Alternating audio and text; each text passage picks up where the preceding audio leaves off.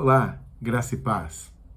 Estamos na 40ª semana da nossa jornada de leitura bíblica. E nesta semana, que não será uma semana muito pesada de leituras, apenas terminaremos o livro do profeta Amós e leremos o livro do profeta Jonas, que é um livro curtinho e fácil de ler. As nossas leituras ficarão então da seguinte maneira. Na segunda-feira leremos Amós, capítulo 8 e 9, fechando então esse livro. E nesse pequeno trecho nós teremos uma visão de um cesto de frutas, e há um jogo de palavras aí entre frutas e fim, que no hebraico se parecem, e essa visão serve então de desculpa para Amós profetizar que o fim de Israel está próximo. Essa é a mensagem do capítulo 8. No capítulo 9 há uma última visão, uma visão do próprio Deus que está ali de pé, perto do mar, comandando a destruição de Israel. E o livro termina com uma promessa de restauração nos últimos 5 versículos lá. Meus destaques para esse trechinho lembrem-se que Amós profetizou durante o reinado de Jeroboão II, que reinou de 793 a 753. E diz lá no segundo livro dos Reis, capítulo 14, que nós lemos algumas semanas atrás, que ele fez o que era mal perante o Senhor. Então, essas condenações, essas sentenças de Amós sobre o reino de Israel, o reino do norte, têm a ver com o fato de que havia um mau rei fazendo um mau reinado lá, afastando o povo do Senhor. E é interessante lembrarmos disso também, porque Israel será invadida e eliminada pela Síria 30, 50 anos depois, né? Não sabemos exatamente em que momento do reinado de Jeroboão Amós está profetizando, mas a Síria vai invadir Israel em 722. Então não está tão distante assim. Algumas décadas depois de Amós profetizar esse fim, ele realmente virá. O povo, portanto, não ouviu a profecia, né? O profeta alertou, o profeta avisou, mas o povo não se arrependeu nem com as suas ameaças, nem com seus avisos. Um outro destaque aí é que Amós fala de dias, né? Vem dias. No capítulo 8, versículo 11, ele fala, vem dias em que o Senhor vai enviar uma fome de ouvir a palavra do Senhor, ou seja, as pessoas não vão mais ter profetas ali falando a palavra do Senhor e elas buscarão isso e não encontrarão. E no capítulo 9, versículo 13, ele fala, vem dias em que mudarei a sorte do meu povo de Israel. Então, o profeta tanto fala desses dias terríveis em que Deus não vai mais falar com o seu povo e vai deixá-los se afundarem nos seus pecados, como também fala de vem dias em que o Senhor vai restaurar esse povo. Então, os profetas geralmente faziam essa dupla profecia a respeito de uma época que está chegando, mas que ela pode ser vista tanto como castigo de Deus, como restauração de Deus. Nós, com a distância do tempo, sabemos que houve realmente o castigo de Deus para aquele povo especificamente, em 722, com a invasão e a eliminação debaixo do exército assírio, e sabemos que houve uma restauração quando há um movimento ali de retorno, né, do Reino do Sul, o pessoal volta para a sua terra e há uma tentativa de retomar o Reino de Israel, mas é uma restauração muito efêmera, muito breve. E no Novo Testamento, então, essas promessas de restauração são sempre aplicadas ao povo de Deus no Novo Testamento, que é a igreja, e muitas vezes até mesmo a restauração completa que vai haver na volta de Jesus. Lá haverá realmente uma restauração à altura disso que o profeta fala nesses breves versículos. Mas é assim, haverá tempos, né? Vem dias, dizem os profetas. Da terça-feira até a sexta, vamos lendo um capítulo por dia do conhecido livro do profeta Jonas, né? Então, o primeiro capítulo, na terça-feira, há o chamado profético de Jonas com a sua rebeldia, a sua fuga, Deus enviando uma tempestade, os marinheiros jogando o profeta no mar e o profeta sendo engolido por um peixe. No capítulo 2, Jonas ora, né, ao registro da oração de Jonas, e ele é liberto do peixe na praia que vai dar no lugar em que ele tinha que ir desde o começo, né? No capítulo 3, Jonas prega em Nínive, a cidade se arrepende e Deus também se arrepende, né? Se arrepende daquilo que tinha dito que faria com eles. E no capítulo 4, Jonas então se rebela e Deus lhe ensina uma grande lição de misericórdia, fechando aí o seu livro. E os meus destaques vão, em primeiro lugar, Jonas profetizou na mesma época que Amós, né?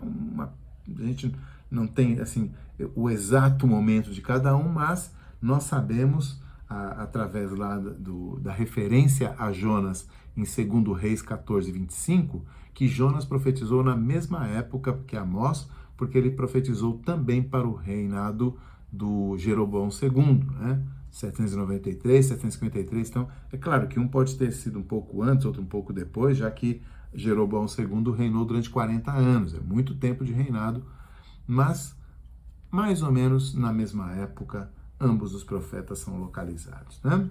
Então, Jonas era um profeta de Israel, o reino do norte, e que foi enviado para falar à Síria, né? Para falar a Nínive, a capital do reino assírio, poucas décadas antes da Síria invadir Israel e destruir tudo. Olha que situação interessante.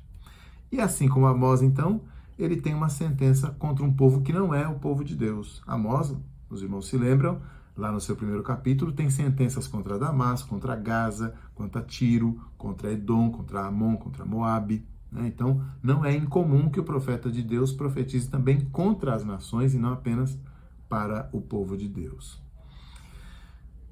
Jonas não quer profetizar, como nós sabemos, né? É uma história bastante conhecida, e a razão para isso parece misturar um pouco da arrogância do juiz. Ele entendia que aquele povo merecia o castigo, então ele não queria avisá-los do castigo para que eles pudessem continuar no mesmo rumo errado em que eles viviam. Há também aí talvez uma mistura de orgulho do povo eleito, né? Ou seja, não vou pregar para eles porque eu só estou interessado no destino do meu povo, que é o povo eleito de Deus. Pode acontecer isso também. Um pouco de nacionalismo também, misturado com xenofobia, né? Então, olha, eu não quero saber do destino das outras nações, quero apenas o bem do meu povo, né? E quero que esse outro povo seja mais prejudicado mesmo, que Deus os castigue, né? Talvez também pudesse ser esse tipo de mentalidade, né? Ou quem sabe até ele, como profeta, já tinha recebido a mensagem de que os assírios é que viriam para destruir a sua terra, né? Então, ele não queria ver a salvação deles. Não sabemos os motivos, mas sabemos que, pelas suas próprias palavras, ele não queria pregar lá porque ele sabia que se aquele povo se arrependesse com a sua pregação, Deus também mudaria de ideia. Tem também aí o grande peixe, né? Que engole Jonas. Nós não sabemos que tipo de peixe era. Na época, todo ser marinho era considerado peixe, então pode ser também uma baleia, que hoje em dia nós consideramos como mamífero, né? Não consideramos como peixe. E até mesmo um animal qualquer se comportando de uma maneira completamente antinatural, né? Não é necessário a gente pensar em que tipo de ser marinho conseguiria engolir Jonas e mantê-lo vivo por 3 dias. Pode ser que na sua providência e no seu poder sobrenatural sobre a criação, Deus simplesmente tenha feito com que um peixe que não se comportaria assim, se comportasse dessa maneira, né? Nós temos os exemplos das codornizes, que sobrevoaram numa revoada enorme o acampamento de Israel e foram caindo ali pelo acampamento. O pessoal podia catar esses pássaros, né? E então puderam comer carne, né? Lá em Êxodo 16. Ou, um caso mais radical ainda, a jumenta de Balaão. Não adianta a gente ficar procurando uma jumenta que fale, né? Não tem. Deus providenciou que ela fizesse isso ali em Números 22. Né? Não vamos encontrar uma espécie animal dessa no nosso cotidiano. Essa questão do grande peixe engolindo Jonas durante 3 dias sem que ele morresse, a conversão de uma cidade inteira, né, num momento assim, tão rapidamente, e aquela plantinha que nasce e já morre em seguida, tudo isso tem levado muitos estudiosos a interpretar o livro de Jonas como uma parábola, né? Ou seja, uma história fictícia que quer passar uma mensagem espiritual e, portanto, não precisa ser real, não precisa ser algo que aconteceu mesmo, né?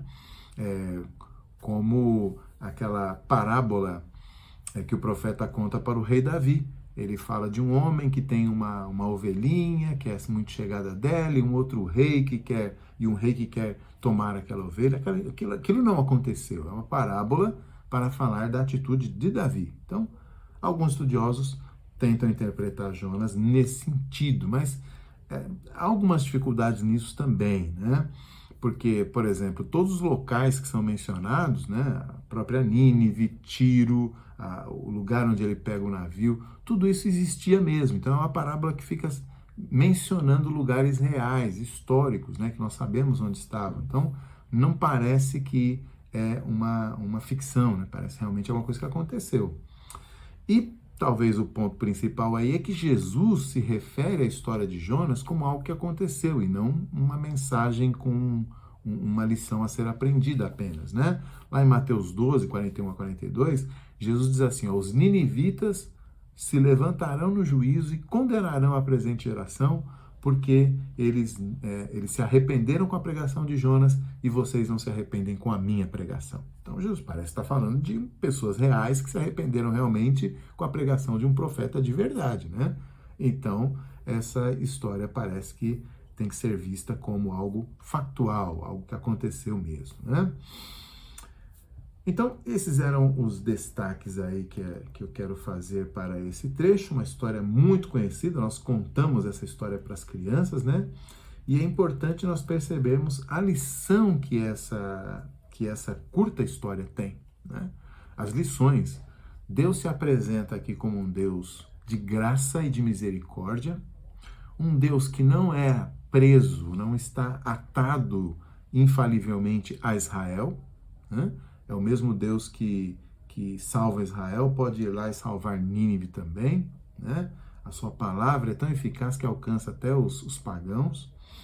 E é o mesmo Deus que mais para frente vai chamar Nínive para ser castigo desses israelitas aqui, do povo do próprio Jonas, né? Então, Deus é soberano e misericordioso de uma maneira que Israel nunca conseguiu entender, mas Jonas teve que aprender a duras penas esta lição. Pois bem, essas são as nossas leituras da semana. Estamos lendo os profetas, os profetas mais antigos do Reino do Norte, Israel. E quando terminarmos esses 3 profetas, nós vamos passar a ler também os profetas do Reino do Sul, de Judá. Por enquanto, temos aí o final de Amós e também o curto livro de Jonas. Boa leitura para vocês e até mais.